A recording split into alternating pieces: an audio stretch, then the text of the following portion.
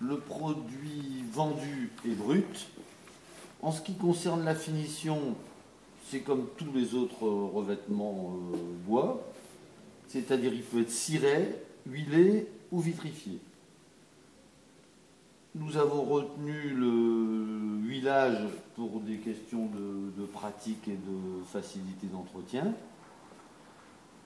L'huile préconisée, c'est de l'huile Blanchon qui est en même temps teinte et huile en une seule opération. Donc vous avez de l'huile naturelle, de l'huile noyée, de l'huile gris-blanc, de l'huile noire, qui s'applique en 2 couches espacées de 8 heures, pinceau large, et on lustre au chiffon derrière. Le principe est assez simple, il peut être fait progressivement, partie par partie. Le lendemain de la pose, il faut attendre quand même 8 heures que la colle soit bien dure pour appliquer la première couche d'huile et la deuxième 8 heures après.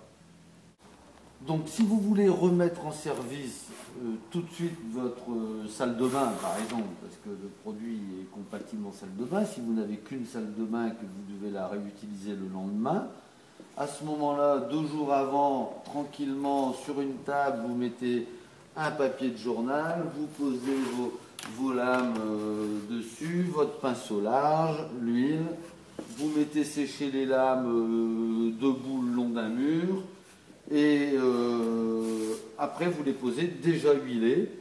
Donc dès que la colle sera sèche, c'est-à-dire quelques heures après, vous pourrez directement réutiliser la salle de bain. Si vous avez la possibilité d'appliquer l'huile plusieurs jours avant, c'est mieux parce que l'huile sèche en 8 heures, mais elle durcit complètement en plusieurs jours, ce qui permettra de tout de suite pouvoir faire l'entretien, lavage, savon pour parquet huilé dès le 2e jour.